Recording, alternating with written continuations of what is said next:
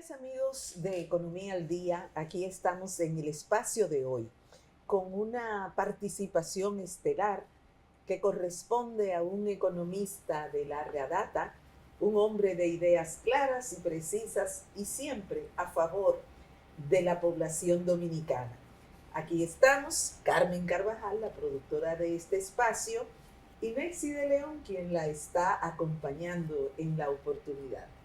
Estamos con el economista Apolinar Veloz, un economista de larga data y que ha ocupado puestos importantes en algunos estamentos públicos y privados, y con quien vamos a hablar sobre la economía dominicana y sobre su visión. Apolinar, para comenzar, he visto en los últimos días que parece que este año no va a seguir la trayectoria que ha seguido la economía dominicana de un crecimiento cercano al 5. Parece que este año la cosa no va por ahí. ¿Cómo tú ves la situación y a qué tú atribuyes esta situación? Bueno, primero, gracias por la invitación. Y en segundo lugar, la economía dominicana no podía escapar a los acontecimientos internacionales, que evidentemente van a tener repercusiones no solamente en la economía de Estados Unidos y en Europa, y obviamente a través del turismo nosotros vamos a recibir efectos negativos. Las remesas probablemente caigan y probablemente la generación de ingresos del sector turismo también se resienta. Pero hay que destacar algo, o sea, el crecimiento económico no significa mucho para la República Dominicana, puesto de qué sirve el crecimiento económico si no se emplea más gente. Y a la gente que se emplea se le paga mal. Y si no se distribuye nada. Y si no se distribuye, y si la pobreza sigue creciendo, a pesar del maquillaje del gobierno, que está utilizando las transferencias sociales para aumentar los ingresos de la población pobre del país y eligiendo una tasa, una pobreza básica de $3 diarios, evidentemente que a partir de ahí todo el mundo no es pobre. Y por eso han bajado la pobreza y ya la llevan en el 18% de pobreza, que es impensable en una economía que quien genera más empleo es el sector informal y además mal pagado. Y por el otro lado, la gente que está en el mercado formal también recibe pagos que son irrisorios, a pesar del crecimiento. Entonces, por esa razón, el crecimiento sencillamente es parte de una política de propaganda del Banco Central, que obviamente ha sido uno de los elementos fundamentales para que 3 gobiernos hayan dejado al mismo gobernador, que crea una de los cuestionamientos más importantes a la política de metas de inflación, esa política monetaria que fija una tasa de inflación supuestamente para anclar las expectativas de inflación de la gente. Pero uno de los elementos que se utiliza para determinar la independencia del Banco Central es la frecuencia con que se nombra al gobernador. Cualquiera podría decir que como el gobernador lleva más de 20 años en la posición, que ha estado muy bien, o sea, es una persona de confianza, pero es todo lo contrario. En el camino de esos 20 años se ha creado una política monetaria de amiguismos, una política monetaria que sencillamente satisface lo que son las demandas de los bancos comerciales y por esa razón son los únicos intermediarios de los certificados de depósitos del Banco Central. Sin riesgo y sin ningún otro tipo de pena, podría decirse, ellos se ganan un 3% sin poner un solo centavo. Y ahora tenemos alrededor de unos 864,000 millones colocados. Esos son como 24,000 millones de pesos al año de beneficio para probablemente 3 instituciones. Con lo cual el Banco Central perjudica las pensiones porque no hay competencia por adquirir esos certificados de depósito de tal manera que se le fija una tasa de interés y no hay ningún beneficio para los pensionados que manejan los bancos comerciales también. De tal manera que esta ha sido una política monetaria de la oligarquía financiera de este país, no del Banco Central. el gobernador del Banco Central es una figura que sencillamente cumple con el mandato de la oligarquía dominicana. Entonces, financiera. podríamos decir que en este país no hay un gobernador del Banco Central No. que aplique una política económica de acuerdo a los planteamientos del gobierno vigente. No. ¿Y hacia dónde puede conducir esta Te doy nación? un ejemplo. Se dice cada vez que tienen oportunidad de que la tasa de inflación es 5% Ujú. y que han cumplido con la meta de inflación que es de 4, uno por encima o uno por debajo, en este caso uno Sí, por solo encima. se trabaja Sí, como para y eso. perfectamente, todo se cumple. Pero sin embargo, eso ocurre porque el 40% de, digamos, en la canasta de los pobres, vamos a decir, de consumo y de energía, el 40% se elimina de la canasta para calcular ese 5%. Oh, Eso es lo que se llama la inflación subyacente y para ellos es 5%. ujú. Pero realmente para ellos la inflación es de 9%. Por esa razón hay una crítica extraordinaria de por qué la inflación está tan baja y el dinero no me alcanza. Es que el índice de precios está muy alto y la variación del índice de precios, ellos quieren decir que es pequeña, eliminando todos esos productos de la canasta familiar, que son la energía, que es lo que más varía, y los bienes de consumo. Por eso es que mucha gente, con justísima razón, reclama que el salario que tiene no le alcanza. Pero tomando en cuenta que en el caso de la energía, el déficit de las distribuidoras ha subido mucho, quiere decir que hay un segmento grande que no le está pagando de nuevo. O sea que entonces, No, a lo mejor el Banco Central toma eso en cuenta. no, lo que toma en cuenta para eliminarlo Ujú. es la alta variabilidad del precio del petróleo, que Sí. es parte del costo de la generación eléctrica. Que es cada vez menos importante. Bueno, pero sin embargo ha bajado, pero eso no significa que esa es la estabilidad permanente Ajá. de ese precio. Y hay otros elementos también. Ellos tienen que sufragar las pérdidas, o sea, las pérdidas por transmisión, por generación y por todo lo que conocemos, el robo, etcétera. También hay que financiarlo y por esa razón parte de, digamos, de los sacrificios que tiene que hacer el gobierno es pagarle a las generadoras un montón de dinero por pérdida, porque supuestamente las distribuidoras de electricidad no hacen el ejercicio correcto en términos de reducir las pérdidas en transmisión y de Comercial. De transmisión y de hay otra y de, Y la pelea y de comercial. distribución. Ajá, de Entonces, distribución. como no hacen esos esfuerzos, evidentemente eso lo cubre el gobierno, pero a quien le está cubriendo es a las generadoras. Las generadoras no pierden, ¿no? Pierde el gobierno. Es decir, perdemos todos porque efectivamente el dinero que usa el gobierno para pagarle al sector eléctrico pudiera muy bien usarlo para mejorar las escuelas, para mejorar los servicios hospitalarios, para mejorar el transporte, Bueno, ¿y para por qué mejorar... son esas pérdidas? ¿Por los contratos? ¿Por No, la manera? porque ha habido una deficiencia en la administración de las sedes. O sea, las sedes debieron haber hecho un trabajo que venía discutiéndose incluso del pacto eléctrico sobre las pérdidas. Reducir las pérdidas era un 5% anual. A eso fue el compromiso. Obviamente eso no se ratificó socialmente, pero ese fue el compromiso que se hicieron. Poner nuevos contadores, reparar las líneas de transmisión y de La de distribución. distribución, sí. Y no se hizo. Y por esa razón no se sabe quiénes están cogiéndose la luz, no se sabe nada de eso. Y la gente hace, o sea, el gobierno ha dado un ejemplo de una mala administración, no porque tradicionalmente el gobierno sea mal administrador, porque aquí no se cuentan todas las, digamos, cierres de empresas privadas. ¿Y por que qué ahora no se escuchan los reclamos y las quejas de los cortes que se hacían masivamente en los barrios que decían las compañías que se robaban la luz? ¿Es porque el gobierno lo está subsidiando o qué? No, porque el gobierno lo está subsidiando, o sea, se están pagando más de $1.000 millones al año a las distribuidoras para cubrir pérdidas. Sí, Y eso sencillamente sale del presupuesto. sí. Además de que la política fiscal que ha tenido este gobierno ha sido una política fiscal de gastar, no de resolver el problema del ingreso tributario. ¿Y cuál es el problema que tiene el ingreso tributario? 240.000 mal contados millones de pesos de exención anual por más de 50 años. evasión fiscal en el ITEVI de 43% y en el impuesto sobre la renta de más de 50%.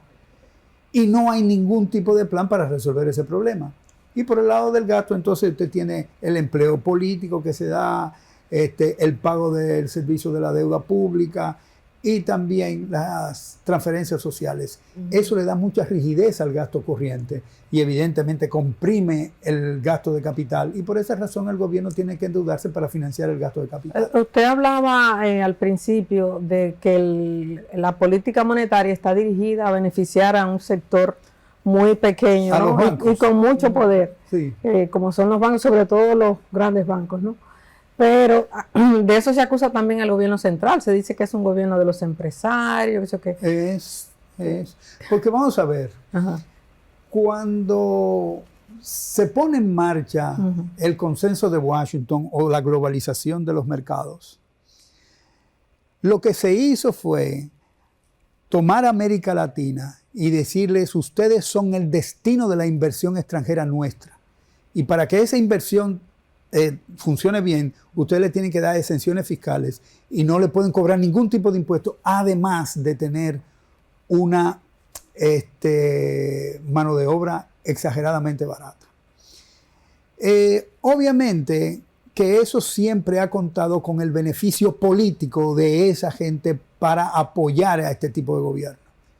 Y efectivamente, ahora cuando se le pide al gobierno que enfrente a esos sectores, no lo puede hacer, está impedido porque el gobierno se debe, este gobierno y el anterior y lo de Danilo y lo de Leonel dependen de la oligarquía.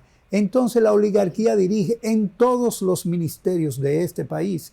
Están muy bien representados los intereses de cada sector que ese ministerio regula. Por ejemplo, Superintendencia de Banco. Estamos exactamente en la misma posición que cuando ocurrió el desastre de Baninter. El 30% de los depósitos está dolarizados en este país, pero el superintendente de banco no hace ninguna prueba para saber si eso representa algún problema para los bancos dominicanos. No lo hace. No tiene ninguna prueba para determinar la capitalización que necesitan los bancos de acuerdo a Basilea III. No lo hace tampoco. Y el Fondo Monetario Internacional se lo señaló en el artículo 4 del 2023 y también se lo repite en el 2024. Y esas inconsistencias, ¿a dónde podrían llevar la economía? Bueno, pueden llevar ahora tenemos la misma condición que antes. Tenemos al mismo gobernador que ignoró eso en el año de 1999, cuando Aristóbulo de Juan... Sí, no, él no la tiene. Él lo que tiene es la experiencia de complacencia. Entonces, ¿qué pasó en el año de 99? Aristóbulo de Juan le envió una misiva al gobernador diciéndole que Baninter había que cerrarlo. ¿Se cerró cuándo? Tarde, en el 2003. Cuando ya todo el daño está... Entonces, el daño de la ignorancia de ese tipo de condición de un banco fue lo que ocasionó justamente la debacle del año del 2003. Sí, ese es el asunto. Bien, tenemos que ir a una pausa con el permiso de usted y de los amigos televidentes. En 75 años, la labor del Banco Central ha beneficiado a la economía. La política monetaria por la estabilidad y el crecimiento, con medidas certeras y oportunas, ha abierto las puertas a múltiples oportunidades para la población. El trabajo continuo ha dado grandes frutos y ha hecho que gente como Carlos, María y Laura manejen sus recursos con mejores resultados. Banco Central de la República Dominicana. 75 años trabajando por una estabilidad que se siente. Las enfermedades crónicas como las cardiovasculares, la diabetes y el cáncer se han constituido en verdaderas pandemias y tienen una estrecha relación con la mala alimentación y el exceso de peso. Es por esto que en el INAVIE hemos reducido las grasas, la sal y más de 18 millones de libras de azúcar en los últimos 2 años. Hemos incrementado las verduras e incluido las frutas. Haz tú lo mismo. Con pequeños cambios puedes hacer grandes diferencias en tu salud y en la de los tuyos. Soy la doctora Ana Carolina Báez, nutrióloga clínica, directora de salud y nutrición del INAVIE, y te invito a que te des vida comiendo sano.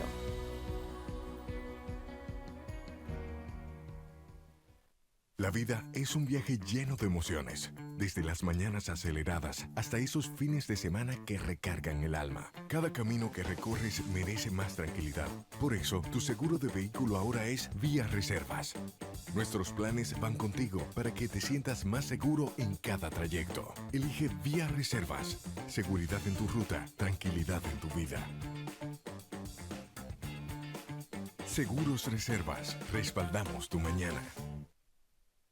Soy de aquí, oriundo de San Francisco de Macorís, graduada de Administración de Empresas y ahora actualmente emprendiendo este proyecto.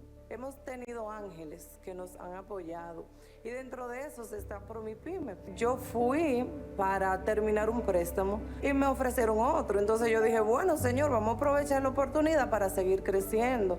Y se siente tan bonito que la gente aprecie lo que uno hace con sacrificio, con mucho amor. Yo quiero dejarle a mis hijos algo de que ellos se sientan orgullosos y no necesariamente para que ellos lo continúen, porque cada quien tiene sus propios sueños, sus propias metas, sino para que ellos aprendan a que las cosas se consiguen con sacrificio. Mi nombre es Jacqueline Reyes Castillo. Me dedico a cuidar niños aquí en casa. La señal de mi televisión se ve mucho mejor. Ya no hay interferencia. Antes tenía muchas interferencias, pero ahora se ve nítida. El proceso de instalar la cajita fue bien. Solamente tuve que seguir las instrucciones que trae la cajita. Este proyecto realmente es importante. Muchas personas, al igual que yo, van a estar felices. Yo por mi niño que cuido, porque puedo ponerle programas educativos. Ahora yo tengo mejor imagen gracias a la televisión terrestre digital.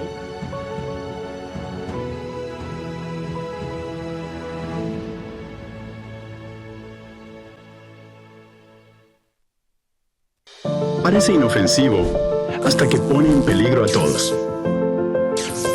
El fraude eléctrico afecta a miles y deja a familias sin luz. Y lo peor es que casi nunca se ve venir. No arriesgues tu hogar ni tu familia. La energía segura y legal es un derecho de todos. Detener el fraude eléctrico es iluminar el país. Un mensaje del Consejo Unificado de las Empresas Distribuidoras, EDENORTE, EDESUR y EDESTE.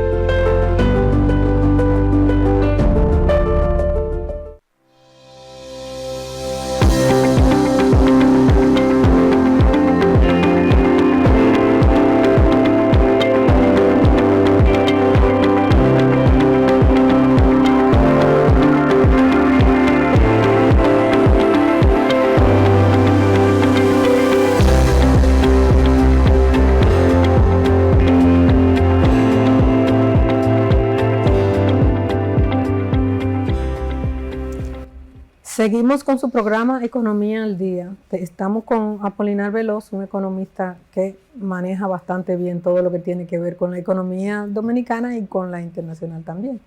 Apolinar, al principio hablábamos del crecimiento, ¿no? Y de lo que tú entiendes que no es muy importante. Hay unos temas que preocupan, ¿no? Y es la manera en que esta administración, que había prometido que iba a bajar la nómina, antes de ascender, pues la subió de una manera que es bastante extraordinaria, para no decir otro término, ¿no? Está eso y está el asunto de los programas sociales que se han incrementado mucho, ¿no? Esto uno entiende que no contribuye a bajar la pobreza ni a mejorar la economía, porque tenemos un presupuesto que ya está bastante presionado con la deuda externa y con esa otra cosa. Y entonces con estos programas, pues no hay forma de que el presupuesto pueda, sin incrementar el déficit, recurrir a más financiamiento y esto. ¿Cómo tú ves esa perspectiva y cuánto crees que podría ser una solución a estos problemas? La solución es la reforma fiscal. O sea, la reforma fiscal es inaplazable, pero no la reforma de modernización fiscal que presentó el ministro de Hacienda, porque esa era una reforma que no atacaba el problema fundamental del ingreso del gobierno. ¿Cuáles son el problema? Era muy regresiva.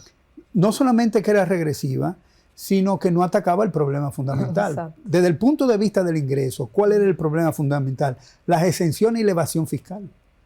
Eso era lo que él tenía que atacar y él no presentó nada de eso. Bien. Bueno, pero estamos hablando de los sectores que tú dices que tienen poder.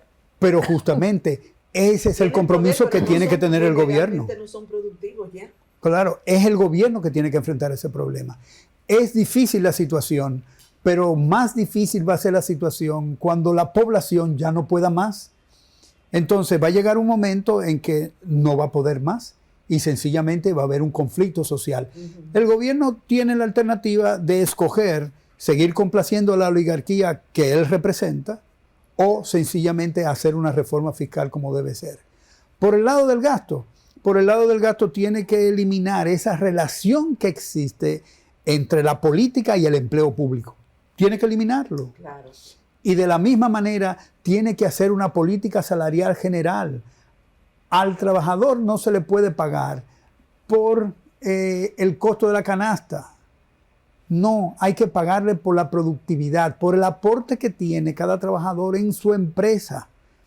No me hable de la canasta, háblame de la productividad del trabajador, que para eso el empresario lo contrata. Desde que hablan de plusvalía te dicen comunista. No, espérame un momento, ni siquiera he hablado de plusvalía. Estoy hablando de lo que aporta. De lo que aporta. Ahora bien, como el dinero que le paga el empresario al trabajador está por debajo de la productividad. En el año 2018, el Fondo Monetario midió que había un 75% de diferencia entre la productividad del trabajador y su salario real. No el nominal, es real. Es real. 75%. Ese 75%, ¿quién se lo quedó? El empresario. El empresario. Y no estamos hablando que él tiene una tasa de ganancia además de eso. Sí. La teoría económica que ellos usan para hacer política económica, lo que dice es que la productividad del trabajador debe ser igual a su salario real. Y está por debajo, 75% por debajo para el 2018. Yo no sé si se ha hecho una medición más reciente. De tal manera que si se debe aumentar el salario, debe aumentarse en 75% para recuperar la brecha que hay entre la productividad y el salario real.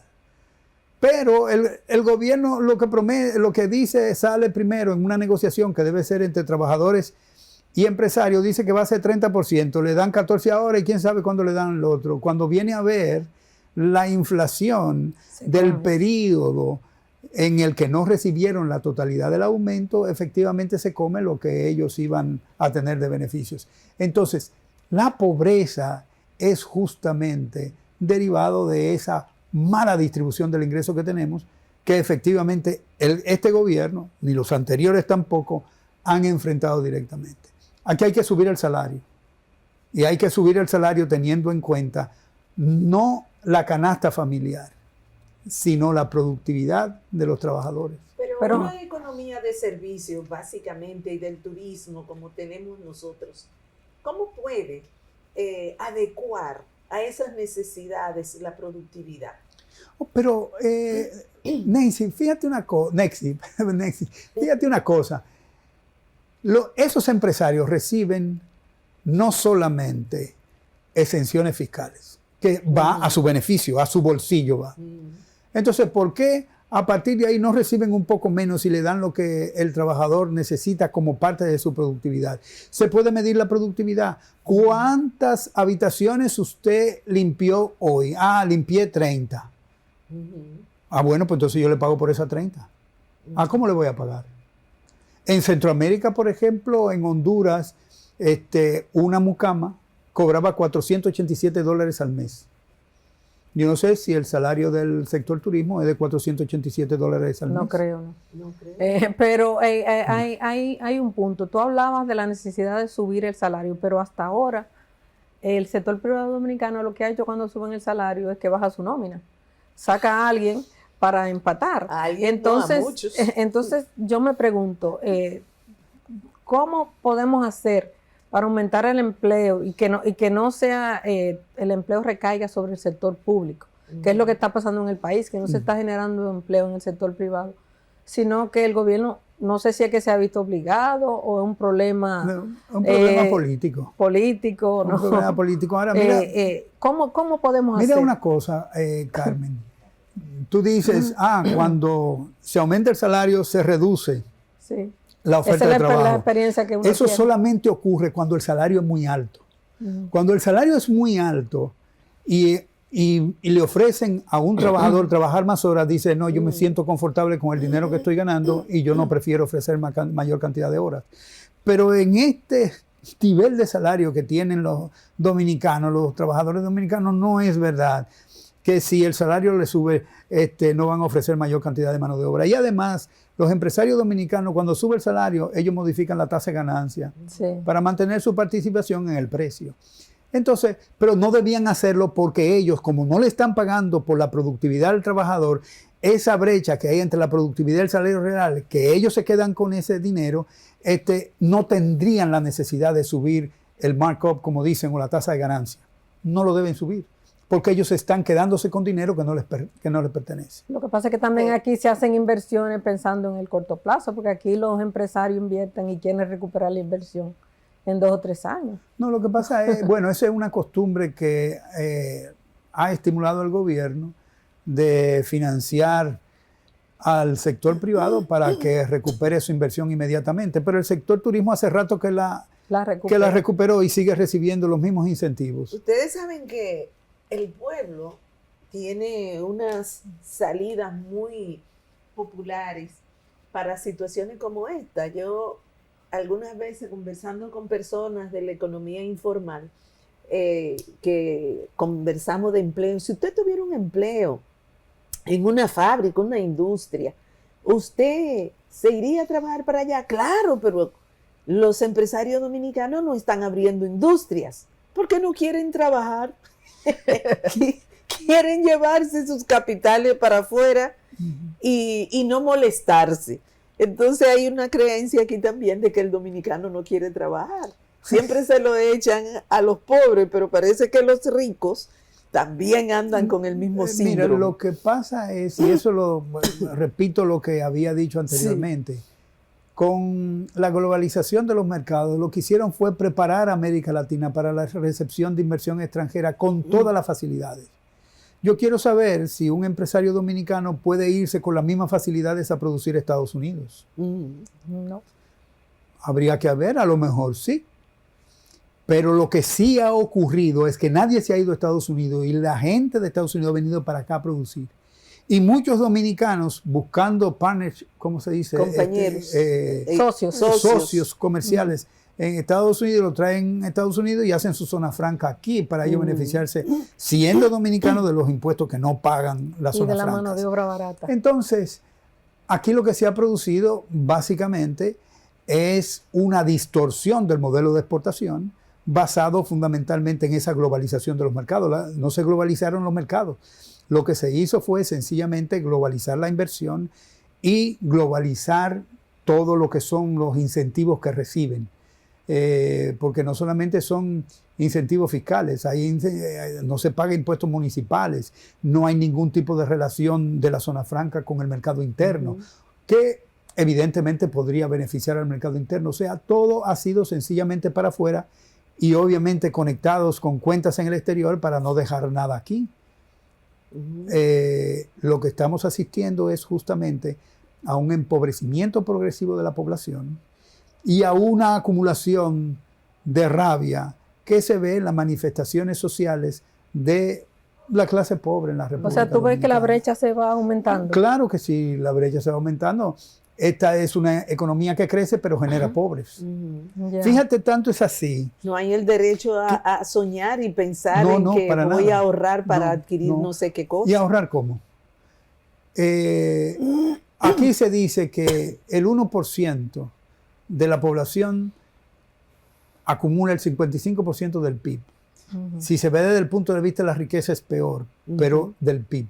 Es decir, que 100,000 personas tienen el 55% del producto y 11 millones de personas tienen el resto. Eso es una distribución, pero muy desigual. Bueno. Y que evidentemente tiene efectos sobre el mercado interno. Si se tiene en consideración que según el Banco Central dice que quien mayor aporte hace al crecimiento del producto, que es el consumo, no la inversión, sino el consumo, entonces debería tener en consideración que las políticas que debe poner en marcha son aquellas que promueven el consumo, no que lo limitan. O sea, esa política de meta de inflación, que lo que hace es sencillamente enmascarar la cifra, para no decir embellecer la cifra o decir otra cosa que no le guste al incumbente del Banco Central, es sencillamente una burla, porque tú estás eliminando 40% de aquellos bienes que están en la canasta familiar que tienen la mayor volatilidad de precios. Sí, obviamente te tiene que dar 5% y tú le estás diciendo 5%, pero eliminando todo eso. Si se lo pone todo adentro, entonces la inflación en algunos sectores es hasta de 12%. Y en los sectores más pobres, vamos a decir en el 40% de más pobres, es aproximadamente de 9%, no de 5%. Por esa razón es que la gente no le alcanza el dinero. Obviamente yo creo que el gobernador cree mucho en su cifra porque a él le alcanza. Obviamente no digamos que el dinerito que él gana es mucho mayor que el que tiene uno del primer quintil. Así es. Bueno, hay una pregunta que yo te quiero hacer con relación al asunto de las exenciones fiscales. Hay sectores como el turismo que su gran aporte a la economía es el empleo. Mal pagado. Sí, sin embargo, en los últimos años ellos han ido incrementando el número de extranjeros en su nómina. Entonces, ¿tú no crees que ese tipo de exención deberían estar supeditado a la dominicación del empleo o algunas exigencias sobre el empleo? No, yo creo que eso debe estar, si yo te doy exenciones, debe estar ligado a tu tasa de beneficio. ¿Cuánto tú ganas? ¿Cuánto yo te doy? Exacto. Aquí se está empleando, la información que yo tengo que se está empleando más cantidad de haitianos que de dominicanos en el sector turismo. Exacto. Por dos razones. Una, porque le pueden pagar menos. Y dos, porque los haitianos, a pesar de la calamidad que tienen en su país, pueden hablar 2 o 3 idiomas. Y pueden encargarse de otras cosas que los dominicanos son incapaces de encargarse porque el sistema educativo dominicano impide que tú salgas hablando otro idioma de conveniencia. Bueno, cuando comenzó el turismo ahí, tú ibas a esos hoteles y encontrabas a todos esos muchachos jóvenes dominicanos hablándote hasta 5 idiomas. Pero no. Se fueron para Europa la mayoría. Claro. O sea, lo captaron compañías extranjeras. Sí. Ahora, pero ¿por qué se fueron? Por el salario. Claro. Entonces ya no hay que decir más. Yo creo que bueno, yo tengo el caso de la hija de un periodista que se graduó y en turismo, hizo posgrado en Italia y en España y en uno de los principales centros del este ganaba 8,000 pesos. Wow. Se fue de vacaciones en Miami, en el hotel que estaba la contrataron. Sí. Adiós. O sea, entonces, por esa razón... Pues hablaba italiano, español, francés, claro, inglés. Entonces por esa razón es que causa risa el hecho de que los empresarios estén apoyando la educación, porque ellos no pagan por el nivel de educación adquirido por los trabajadores. Sencillamente quieren pagarle menos y aprovechar que la productividad de ese trabajador es muchísimo mayor. Es una porque su cantaleta ganancia de la es falta extraordinariamente grande. de técnicos. Y si tú buscas hacer todo empleo, no puedes enseñar muchos títulos, porque te dicen que no. Que de una vez. Aquí no hay dinero para pagar su capacidad. Sí, pero por esa razón es que es un contrasentido que hay una parte del CONEP que está dedicada a la educación. Yo creo que está dedicada a la educación, pero es a cobrar del 4%, no a que la educación sea un pilar para el empleo de las empresas privadas. La formación. Porque vamos a estar claros. Las empresas privadas tienen, según el Banco Central, 175,000 personas empleadas informalmente en el sector formal. ¿Para qué? Para no pagar la seguridad social, para no pagar impuestos, prestaciones, etc. Y ellos están hablando, me mueve a risa. Yo escuché a un senador de la República hablar de que quiere terminar con la informalidad. Y digo yo, pues comencemos por el sector privado. El sector privado tiene informales empleados. Sí. Sí. Comencemos eliminando eso. Que hay que reducir la informalidad. Comencemos por eso. Y eso no es corrupción. Pero por supuesto es un incumplimiento de una ley. Pero los empresarios no cometen corrupción, no actos de corrupción. Ellos lo que son es empresarios que están pendientes para aprovechar cualquier brecha que les dé beneficio. Y eso es hacer negocios. Hay que ponerlo entre comillas, porque eso no es hacer negocios, eso es vagabundería. Pero aquí es hacer negocio. O sea, el individuo que aprovecha una oportunidad de esa naturaleza es un individuo que es un gigante de los negocios, ¿no? Por lo que usted acaba de explicarnos, se piensa que reorientar a la economía debe ser una meta del presente gobierno, que es el que está dirigiendo los destinos del país. ¿Por dónde habría que empezar a reordenar esta situación que pudiera degenerar en situaciones? Por tener un presidente de la misma categoría que Ibrahim Traoré. Un individuo que puede decidir que va a tener políticas propias, que no va a tener políticas impuestas, y que haga negocios con aquellos países que colaboren y no que impongan y no que te pisen. ¿Y usted cree que el panorama local e internacional favorecería que tuviéramos un líder de ese calibre? Bueno, pasó en Burkina Faso. Sí. Y Francia tiene intereses en Burkina Faso y Estados Unidos apoya a Francia, y evidentemente que ahí no pudieron. Sí. Con un individuo con claridad de ideas. Claro. Él dice, aquí nos han venido explotando y ya nosotros queremos tener beneficio de nuestros propios recursos. Exacto. Eso habría que decir aquí, pero aquí tú tienes la Barry. Pero la Barry dice, el propio Leonel dijo que la Barry fue un contrato que se aprobó sin leerlo. Bueno, ellos se lo leyeron y sabían lo que estaban haciendo, pero tenemos que hacer una pausa. A la vuelta yo quiero que hablemos de las políticas de esa de Trump y cómo afectan al país, y que hablemos del asunto de la persecución a los inmigrantes haitianos y su efecto en la economía. Volvemos. En 75 años, la labor del Banco Central ha beneficiado a la economía. La política monetaria por la estabilidad y el crecimiento, con medidas certeras y oportunas, ha abierto las puertas a múltiples oportunidades para la población. El trabajo continuo ha dado grandes frutos y ha hecho que gente como Carlos, María y Laura manejen sus recursos con mejores resultados. Banco Central de la República Dominicana. 75 años trabajando por una estabilidad que se siente. Las enfermedades crónicas como las cardiovasculares, la diabetes y el cáncer se han constituido en verdaderas pandemias y tienen una estrecha relación con la mala alimentación y el exceso de peso. Es por esto que en el INAVIE hemos reducido las grasas, la sal y más de 18 millones de libras de azúcar en los últimos 2 años. Hemos incrementado las verduras e incluido las frutas. Haz tú lo mismo. Con pequeños cambios puedes hacer grandes diferencias en tu salud y en la de los tuyos. Soy la doctora Ana Carolina Báez, nutrióloga clínica, directora de salud y nutrición del INAVIE, y te invito a que te des vida comiendo sano.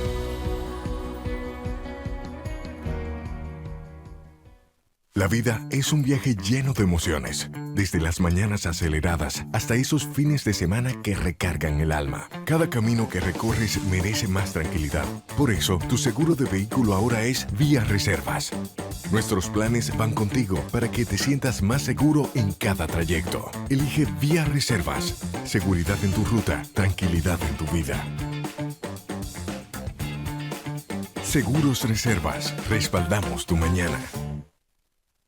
Soy de aquí, oriundo de San Francisco de Macorís, graduada de Administración de Empresas y ahora actualmente emprendiendo este proyecto. Hemos tenido ángeles que nos han apoyado y dentro de esos está Promipyme. Yo fui para terminar un préstamo y me ofrecieron otro. Entonces yo dije, bueno, señor, vamos a aprovechar la oportunidad para seguir creciendo. Y se siente tan bonito que la gente aprecie lo que uno hace con sacrificio, con mucho amor. Yo quiero dejarle a mis hijos algo de que ellos se sientan orgullosos. Y no necesariamente para que ellos lo continúen, porque cada quien tiene sus propios sueños, sus propias metas, sino para que ellos aprendan a que las cosas se consiguen con sacrificio. Mi nombre es Jacqueline Reyes Castillo. Me dedico a cuidar niños aquí en casa. La señal de mi televisión se ve mucho mejor. Ya no hay interferencia. Antes tenía muchas interferencias, pero ahora se ve nítida. El proceso de instalar la cajita fue bien. Solamente tuve que seguir las instrucciones que trae la cajita. Este proyecto realmente es importante. muchas personas, al igual que yo, van a estar felices. Yo por mi niño que cuido, porque puedo ponerle programas educativos. Ahora yo tengo mejor imagen gracias a la televisión terrestre digital.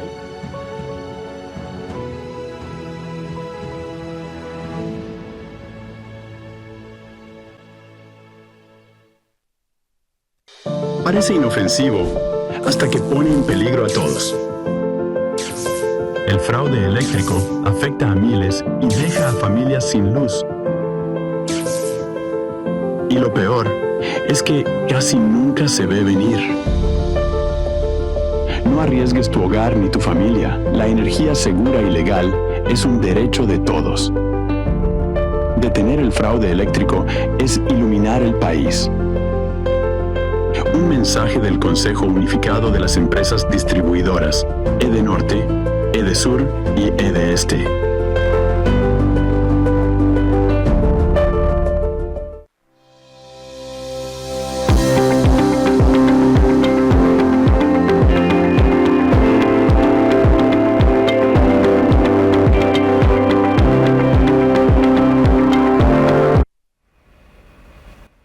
Seguimos con Economía al Día. Antes de la pausa hablábamos, Apolinar, de que nos gustaría ver tu pensamiento, qué tú crees con relación a esta política del presidente Donald Trump, que toma una medida arancelaria ahora, después la pospone, después la cambia, y aunque la que afecta a la República Dominicana del principio no la ha cambiado, y sigue con los aranceles de un 10 y sigue deportando gente. Entonces, ¿de qué manera puede esto afectar a la economía dominicana? ¿Qué tú crees? Mira, yo pienso que hay que, digamos, referirse al origen de la propuesta de Trump. Trump tiene un déficit fiscal importante. Sí. Y él decidió que el resto del mundo lo pagara. Porque obviamente ya bajar más los impuestos que ellos proponen, por ejemplo, a los empresarios, ya no es posible. Ellos tienen una estructura fiscal que tiene problemas y que efectivamente esa medida que él anuncia no lo resuelve. Él sigue queriéndolo bajarlo más. Porque hubo reacciones inmediatas de todos los países, incluyendo los más importantes, que es China, Rusia, India, etcétera. O sea, cada uno reaccionó y Trump no se lo esperaba. De tal manera que tuvo que regular, dar para atrás y para adelante. El problema es que él no puede seguir alimentando la deuda pública que tiene. Próximamente se le vencen unos cuantos trillones de dólares, y de esos cuantos trillones de dólares a quien le tiene que pagar es a China y a Japón. Entonces, sus políticas están orientadas al bienestar de la economía norteamericana. No, porque la repercusión inmediata que tiene es que tú encareces los costos de producción, quienes importan para producir, o quienes importan bienes terminados. Esos bienes terminados y lo que afectan el costo de producción, efectivamente van a ser más altos. O sea, la inflación va a ser un poquito mayor y tú vas a reducir la capacidad de demanda de la gente. Y dependiendo de la magnitud, tú puedes afectar el crecimiento económico de los Estados Unidos por una caída de demanda. Eso podría ocurrir. Habría que ver, porque ha habido un tira y afloja de las medidas de Trump. Habría que ver en cuál es el balance final de su política arancelaria. Evidentemente, por el otro lado, si tú tienes algunos países que están afectados por la política de Trump, por ejemplo Europa, que Alemania está afectado, y otros países que tienen algún tipo de relación con República Dominicana con respecto al turismo, es cierto que puede bajar el flujo de turistas, como es cierto también que puede bajar el flujo de turistas de Estados Unidos, porque la situación ahora no pinta color de rosa para los consumidores. De tal manera que las remesas pueden bajar. Depende también, el dato depende, el que nos den, depende de la necesidad que tenga la administración financiera de decir la verdad sobre la sobre la entrada sobre el flujo de remesas al país. Eso representa, no crean que es mucho, representa el 2% de los ingresos de los hogares, para que no crean que es una cosa. Obviamente que eso tiene sus efectos sobre el consumo, obviamente teniendo en consideración que la masa de consumidores es bastante grande en este país, que reciben remesas. Entonces, en ese sentido, es posible que haya un problema con el consumo, que haya una reducción del consumo. Yo le dije hace unos momentos que quien más aporta al crecimiento del producto es el consumo, de tal manera que si cae el consumo, es probable que caiga el producto también. En todas las demás economías. No afectaría la balanza de pagos ni eso. Podría afectar la balanza corriente. La corriente. Entonces, podría afectar esa entrada de divisas, si es menor, podría afectar la balanza corriente. Probablemente, si el déficit comercial es muy alto, la cobertura que tiene la entrada de inversión extranjera, que no es entrada de inversión extranjera, sino un registro de la reinversión de los capitales extranjeros en República Dominicana. Aquí no entran dólares, aquí lo que se registra que ellos invirtieron y lo ponen como inversión extranjera. Y por otro lado, tienen las remesas. Si esos dos caen de manera importante, entonces es posible que tengamos un déficit en la cuenta corriente. Y si tenemos un déficit en la cuenta corriente, hay que buscar dinero para financiarlo. Y entonces ahí entra la cuenta de capitales, de la balanza de pagos, y sencillamente se busca más dinero, además del que tenemos que buscar para financiar la inversión, porque el ahorro interno dominicano es menor que la inversión. Tenemos un déficit en el fiscal, tenemos que buscar dinero para financiar el déficit fiscal. En suma, esta es una economía que crece porque le prestan.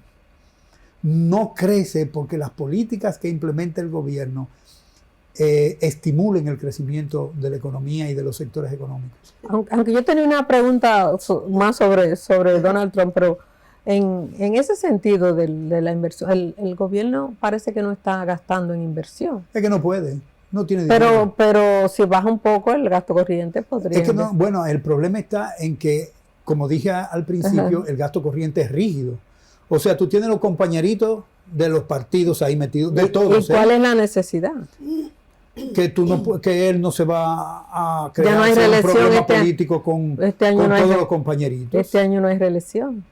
No importa que haya, es un problema de preservar la posibilidad de que este partido, que ha incumplido todas sus promesas, vuelva al poder. O sea, este partido no cumplió con sus promesas electorales, porque esa cuestión de la corrupción lo que pasa es que no ha llegado el otro gobierno para que destape los casos de corrupción de esta administración, porque hay que tener los papeles. Sí, pero porque los gobiernos anteriores venían con cierto nivel de inversión pública, ¿no? Entonces ahora... Como que ahora ha caído, bueno, porque la gestión de las finanzas públicas ha sido un desastre. O sea, ha sido desastroso la administración del Ministerio de Hacienda, y quien está en el presupuesto inventa cifras para reducir el déficit fiscal supuestamente. Miren, señores, la contabilidad del presupuesto tiene un activo y un pasivo. El activo son los ingresos. Y el pasivo son los gastos, no tiene más. Este señor de presupuesto, cuando manda el presupuesto al Congreso, utiliza el endeudamiento como parte del ingreso del gobierno. Y el endeudamiento es un pasivo que no se registra en una contabilidad de caja. No. Y él la pone. ¿Para qué? Para reducir el déficit fiscal. El déficit fiscal es más alto, y eso se lo permite el Fondo Monetario Internacional. Que cuando yo estuve en el fondo, lo primero que me dijeron, eso no va ahí. Y aquí lo dejan y aquí se lo permiten. Y aquí alaban la macroeconomía, que es una macroeconomía estable.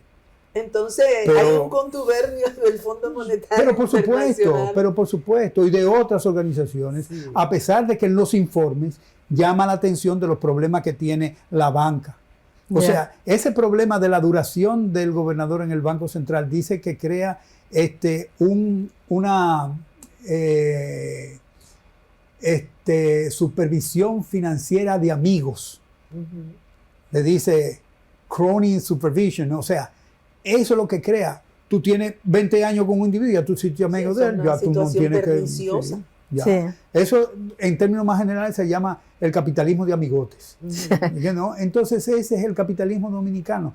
Donde quiera que tú encuentras una institución que puede tener influencia sobre las decisiones privadas, La oligarquía de este país necesita un representante ahí. Está en el sector turismo, está en el Banco Central, está en la superintendencia de bancos, están en todos los lugares. Entonces, esta es una democracia anarcocapitalista. Para ponerlo en términos de que es la oligarquía quien está dirigiendo el gobierno. El presidente es sencillamente el ejecutor de esa política. Y ya. Entonces, con ese análisis, no es posible que el partido tenga la oportunidad de volver a otro periodo. Y se le abren oportunidades a gente que uno no quiere volver a ver en los gobiernos. ¿Tiene la República Dominicana posibilidad de salir de este modo de dirección económica? Puede salir por una crisis social o puede salir porque haya, digamos, un presidente o un partido que tenga visión de largo plazo con implementación de políticas que mejoren la salud social de la República Dominicana. Y con decisión política y con decisiones que sean fundamentalmente dirigidas a la complacencia de las necesidades internas. Es decir, necesitamos, y vuelvo, repito, necesitamos un Traoré para que haga algo de esa naturaleza, porque cuando usted examina el espectro político que tiene, no hay gente que esté planteando eso. Ok, volviendo a Donald Trump, que hicimos esa pausa ahí bastante alta. ¿Tú crees que es posible que esa esperanza que él tiene, porque es más una esperanza que una decisión, de que las empresas americanas vuelvan a los Estados Unidos, puede darse eso con los niveles salariales de allá y con... La decisión se tomó, Carmen, justamente por eso. Porque ellos lo que querían era ganar más. Como en Estados Unidos hay sindicatos y hay reglas que se cumplen en alguna medida, ellos no podían tirar el salario al suelo sin que hubiese un problema social. Entonces, ¿qué es lo que hicieron? Prepararon a América Latina y dijeron globalización de los mercados, y ellos lo que hicieron fue globalizar sus empresas. Y nosotros estamos pagando el precio de esa globalización con salario bajo, una distribución del ingreso que perjudica fundamentalmente a los pobres. Y efectivamente nosotros somos, digamos, el campo ideal del desarrollo de esa política, aun cuando estamos siendo perjudicados profundamente. Ya nos quedan 3 minutos, según me hace seña allí la chica.